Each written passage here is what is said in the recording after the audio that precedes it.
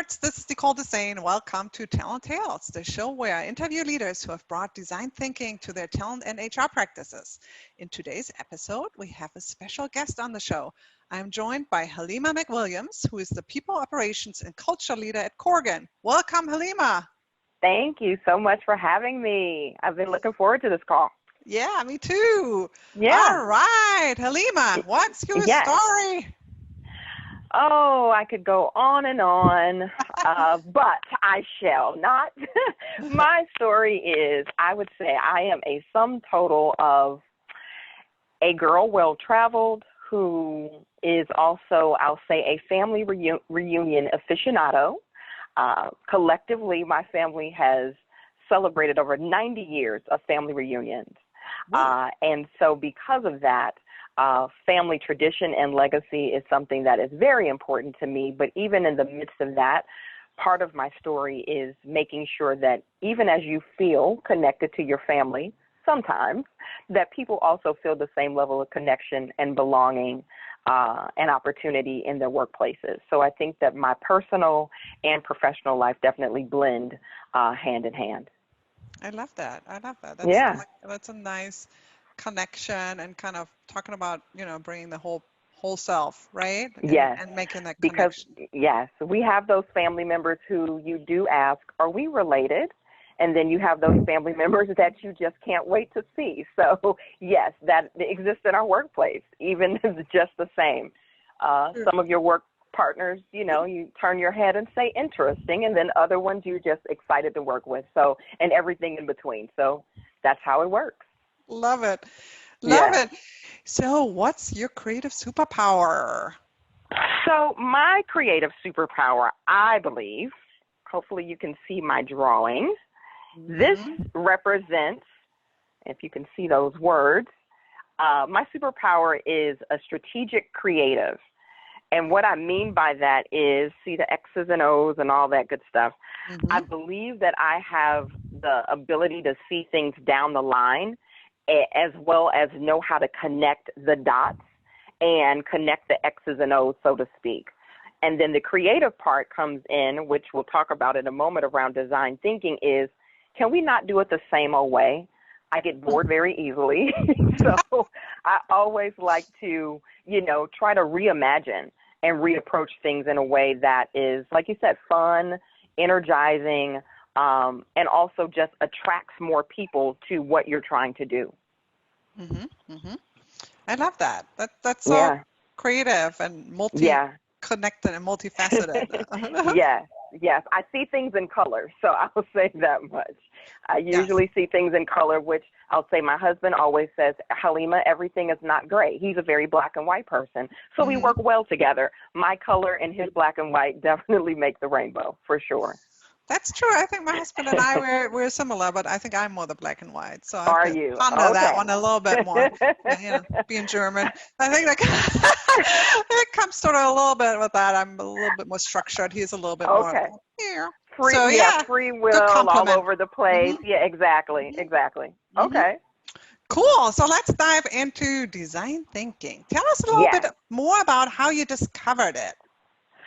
So, ironically, it was with you as being my first, I'll say, official engagement when we were living in Chicago back in 2016 or 2017. I can't remember when I engaged with you and attended one of your workshops.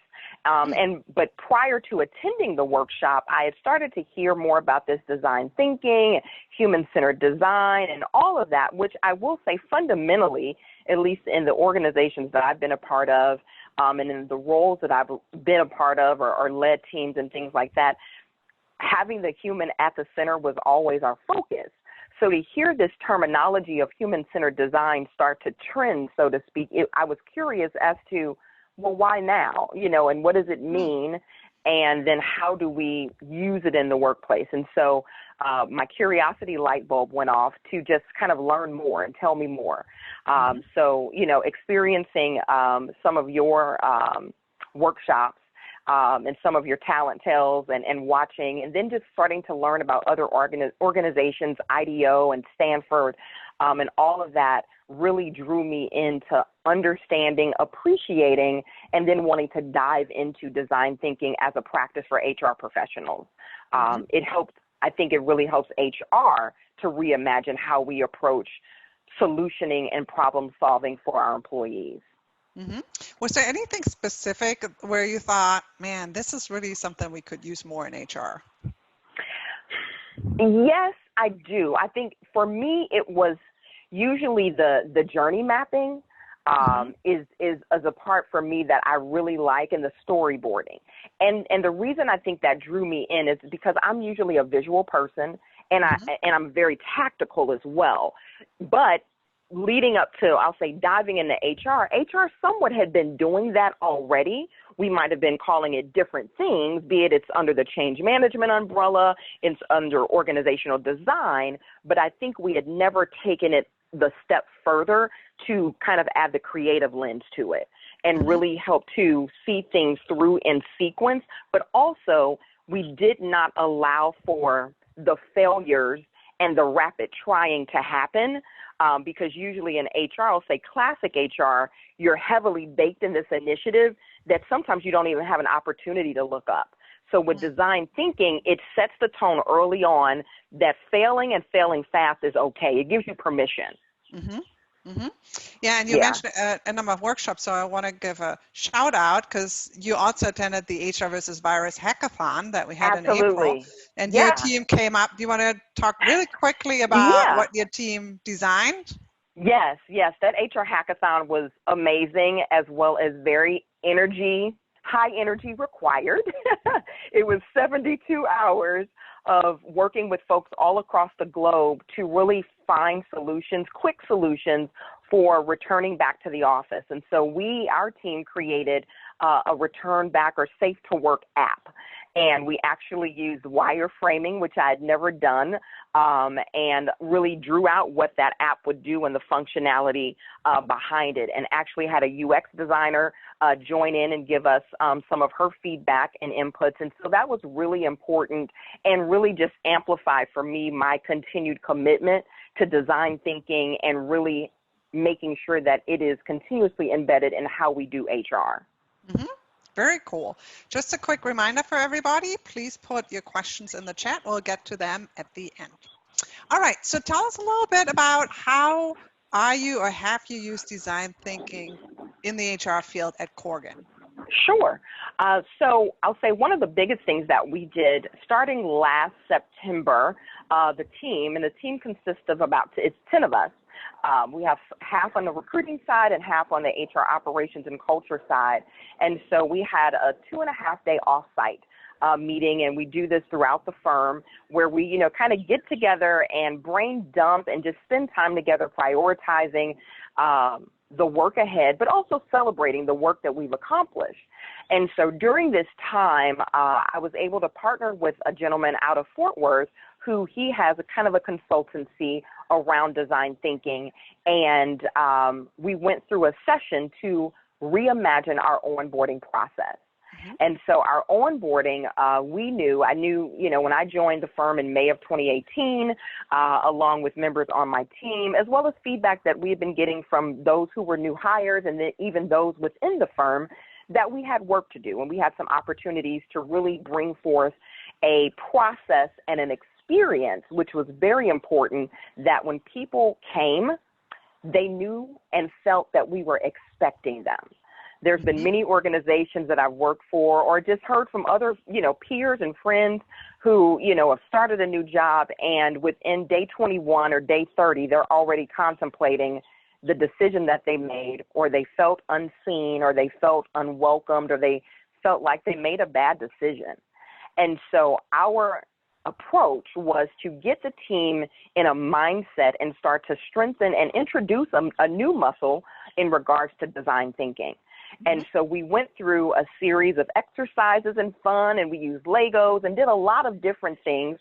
We did a lot of brainstorming and really just, got it out on paper, got it out on Post-its, so that the mind wasn't boxed in to just think, here's the dollars that we have, only think about it in this way.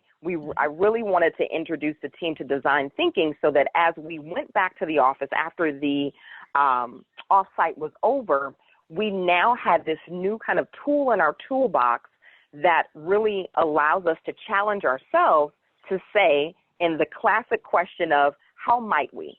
How might we solve for this problem, or how might we create an experience that maybe it is resource challenged or maybe it is time bound, but how do we amplify what we know is broken and start to fix it in a way that aligns with our values, that allows for it to welcome the whole person, and that gives the sentiment and the experience of, we were expecting you and we're excited that you're here. And that you made a good decision to join Corgan as a firm. And for some of our Corganites, they've been there 35 years. So some people have made lifetime commitments to this organization, and we want to at least be able to give individuals that start with the firm an immediate sense of that when they walk in the door. And so what were some of the aha moments and also key outcomes? That what did it result in, and what maybe from the team also, because you had been exposed already to design thinking, but maybe your team hadn't. So what were sort of some of the ahas and then some of the outcomes? So some of the outcomes that I've seen personally from members, I'll say on the HR team, is their courage, if you want to say, or their willingness and their openness to whiteboard and storyboard more in a way that they visually are mapping out their process. And they're also allowing people to come in and share in that experience. Sometimes we can get so boxed into our own role and our own mindset and thinking that design thinking really encourages contribution from others, so that your thinking isn't just your own and that you're getting the collective talents and strengths of so many other people. And so that has been one of the outcomes, I think, for the HR team fundamentally, is that we now rely on each other in a different way. And I think we also have done a really good job of honoring each other's strengths and not seeing it as competition or any type of one-up or anything like that, recognizing that each of us has some value in the contributions that we make. So then on the other side of that, beyond just the HR team, what we were able to design and then showcase to our leadership, executive leadership team, was really a process. Now, keep in mind, the process that we shared with our executive team, this was pre-COVID. So this was going to be in person. This was going to be, day one, folks coming to the firm and really getting baptized into the Corgan culture and meeting people face to face. Well, what also then became an outcome due to COVID is that we had to completely pivot and shift, for instance, our virtual internship. That is an outcome of us having to react to COVID, but also it is an outcome of the design thinking process that we had designed for in person. We were able to take a lot of that and kind of bring it over to the virtual internship experience and almost not lose a beat. So the fact that we went through that ideating, that brainstorming, that testing and trying, and then allowing our virtual internship, or as we're calling it, our pajama internship, to be a little bit of our test and try, is where really the design thinking and the work that the HR team has done and the support that we got from the firm is really coming through. And can you tell us a little bit, usually people want to know a little bit about lessons learned, or what barriers did you encounter as you brought design thinking into the organization? Nicole, I think if you'd asked me at a different organization, I would be able to run down a list of the barriers that we experienced. I am completely and utterly grateful that I work with hundreds of creatives and designers. So and part of our core values is around human-centered design, and everything that our sectors focus on relative to the passenger experience in the airport, to the patient experience in healthcare, to how children experience their school environment. Our designers and architects very much are thinking about the human. So as we were bringing forth this experience of reimagining onboarding to the firm and applying some of the design thinking principles, there were no barriers. There really weren't. So it was very much a good marriage in the fact that we're in an architecture and design firm.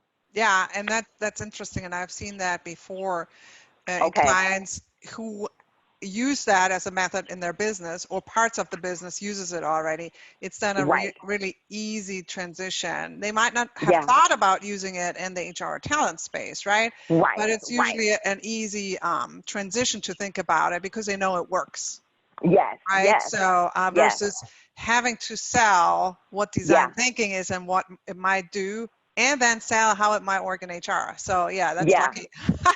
Yeah. Yeah. One Mhm. of our executive leaders is very much a champion of design thinking and storyboarding and using the whiteboard collaboration tools that are out there.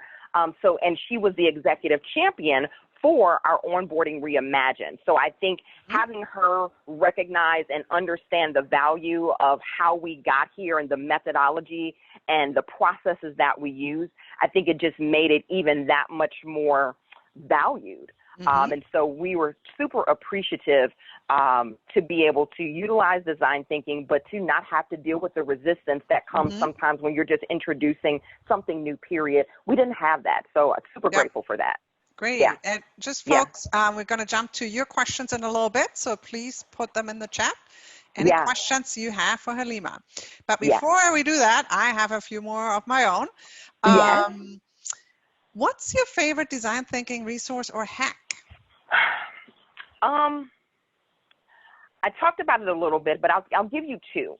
And I thought I would remember their names by now, but I don't. I'll say this. The book is called Sprint, and it's by a couple of gentlemen, Silicon Valley area and whatnot. And I'm traveling, or I traveled today, and I was going to put it in my bag, and I forgot. But when I tell you, by Jake Knapp and Joe Zaretsky. That's it. That's it. Yes. Yeah. I devoured that book, devoured it. Me too. And it is dog-eared, it is highlighted and everything else. And the funny thing is, as I was reading that book, I was actually traveling for work. I think it was for Corgan at that time. And one of the projects that they highlighted that had to deal with the robot that delivered things in the hotel, I actually got to experience the actual robot. So to see and read about this thing and then see it in real life at the hotel was just very ironic, but it allowed me to appreciate the robot even more because I knew that this was an offshoot of a design thinking session or work that had been done. And so the other hack, I'll say, for me is using platforms like Miro, where you can do collaborations, sticky notes and Post-its and all of that. Now, we haven't used that a lot, at least internally for our HR team, which we may be doing soon, but I've used it in other organizations, and I've enjoyed it. It just allows for immediate sharing and immediate connection, even when I was participating in the hackathon back in April, to be able to interact with my counterpart who was in Dubai, I think, and to see that happen and knowing that, you know, he's however many hours different than where we are in the States was just, you know, an experience of just recognizing and appreciating technology for what it can do. So super. So I'd say those are the two hacks, so to speak, or resources that I tap into a lot. Cool. What tips do you have for those who want to get started with human-centered design? I would say, and I apologize if you hear a motorcycle in the background, somebody's putting the pedal to the metal. Yeah, they are. I would say dive in. There is no formal, at least in my experience, there's no formal way to do it. And sometimes I can be like that where I'm looking for this class, I'm looking for this, you know, this very structured way, which I don't knock that. And if that's the way you need to approach it, fantastic. But for me, I think experience and just diving in is what led me to feeling more confident. And I am, you know, leaps and bounds from where I'd like to be, but I definitely remember where I started with design thinking and definitely have seen my own progression. as well as my continued championing for it. I think it is fundamentally a game changer for HR practitioners, and I do think it will allow you to speak to your businesses in a different way if you approach them in a different way than what they somewhat expect of the stagio HR, here's our change management plan, and there's a time and place for some of that. You can't necessarily make everything design thinking or use design thinking, but you definitely should try. And maybe it's trying with, something that's a smaller initiative and then continuing to build up, have success with that, gain credibility for it, and continue to implement it as a known part of your practice as an HR practitioner. Mm-hmm. I love that. And for those people, what would you say? I mean, you said start with a small project, but I think for some, maybe this method maybe seems scary, right? I'm not a designer. Yeah. I don't feel comfortable drawing, or I don't feel comfortable prototyping. And you said you just jumped in. Can you share a little bit? Did you see this picture? Yeah. I'm not a drawer either. Right. I think that, yes, don't allow, almost tap into the 5-year-old or 7-year-old that's in you and just dive in. You don't have to be perfect, which is another part of design thinking, that it gives you permission to mess up. But you've also told people early on, we may iterate 2, 3, 4 times before we get to a place that makes sense. And then as a part of it, it's a continuous improvement approach. And that even if we get here, we may iterate some more, and not that it will be perpetual until, infinity and beyond, but it allows you in advance, if you're leading a project or you're looking to introduce it, it tells people early on, this isn't going to be perfect. And if people have that expectation, period, then we need to have another conversation. But you definitely, it gives you permission to approach something in a different and creative way. But hopefully it allows for, be it that you're pitching this to your leader, and your leader's like, yeah, sure, I trust you, go ahead and do it. Well, your ask of them may be, well, can I tap on this person's shoulders and this person's shoulders? Because the other part of this, just like any initiative, you can't do it alone. So you need to bring in other people, which also will help to create energy around this new process that you're trying to introduce to the organization. You need to somewhat crowdsource support. That part is important. Love it. Love it. Yeah. Before we jump into audience questions, I usually end it with a surprise quote and let you react to it. Are you ready? Oh, Nicole, I don't know. Let's go. Let's go. Okay. Quote. I think we all have empathy. We may not have enough courage to display it. Unquote. Maya Angelou. Okay. I think we all have empathy, but we may not have enough. My short answer is agreed. Agreed. I think that many times, be it in our personal lives, definitely in our professional lives, and depending on if you are, a person of color, if you're a woman, or whatever your dimensions are, how you thrive in the organization sometimes, and many times, has required people to mute their courage. And clearly now we are at a inflection point where that is no longer being tolerated, or that norm is now being deconstructed.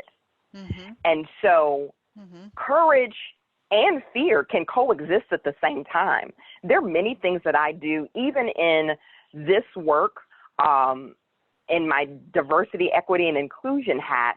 There are things in the work that I'm not always 100% sure about, but I also know that I have the support of my organization. I also trust myself, and I know that mistakes will be made, but there is room in my organization and in my leadership and in my teammates to allow for humanity to show up.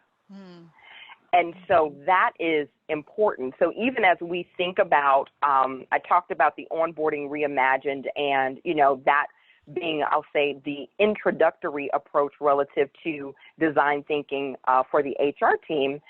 We recently just launched just last week, our firm's diversity, equity, and inclusion strategy called Belong. And it is going to be a journey for us. And we've done many things leading up to this. However, we have much work to do. And so what we will be doing over the course of these next few months, we'll be really conducting listening sessions with our employees and asking everyone to activate their voice of courage. We need to hear from our people to understand how do we tackle topics and issues relative to inequality, to racism, to social injustices. And then in addition to that, where we will also intersect design thinking in those conversations is as we are concluding our listening, how do we then activate problem solving and solution building in a manner that incorporates design thinking so that everyone can actively get involved and that you make this problem solving a little bit more creative. I've worked in the DEI space for years. And, there's a lot of things that we could traditionally lean on, and we could do these programs. We could, talk about these types of trainings. But many times, problem solving requires new solutions. So human-centered design and design thinking requires us to have and bring forth new solutions to solve for areas of inequality in our processes, in our practices, and how we conduct ourselves in the workplace. So I'm excited about what's going to come from that. So you'll have to talk to me next year, and I can probably give you an update then. I was just going to say, I'd love to explore that connection between design thinking and equity work, a little bit more. And the connection you make between fear and courage can exist together. I think that's just so powerful. So thank you for that. I think we have time for one question, and we got a question here in the chat from Alex. Okay. He or she, I guess, asks, has working with designers taught you anything or given you any ideas of how to map out ideas or processes differently? Good question. Yes. I actually got a chance to participate in a sprint with many designers. We have data scientists as a part of our firm, and we have a section or a sector within our organization called Hugo. And Hugo is somewhat our research and design arm of the firm. And many times they're exploring what's possible, how might we make it possible across a number of our sectors. We have 6 sectors. And in working, part of my reason in engaging with that sprint was to demonstrate to those architects and designers, hey, HR has a voice in regards to the people experience. So we'd like to show up and be partners. But the other part of that was definitely the value that I could get from those architects and designers and how they think and what makes them tick, how they set up particular, projects and the things that they're trying to solve for. As I joined the firm 2 years ago, and even now, architects will tell you in a moment, we are trained, and many of them are natural-born problem solvers. So to work in this industry and to, like I said, have human-centered design and design thinking just kind of at the core of our values and how we do our work, it's an exciting place to be. So yes, I've learned a lot from the creatives that I work with, for sure. I love that. And we are at the end of our time, but I had so much fun. I learned so much from you, as always. Absolutely. Same here. Thank you so much for joining us. And thanks, everybody, for joining us. And hopefully I'll see you at a future Talent Tales. Bye-bye. Hey, thanks, everybody. Bye.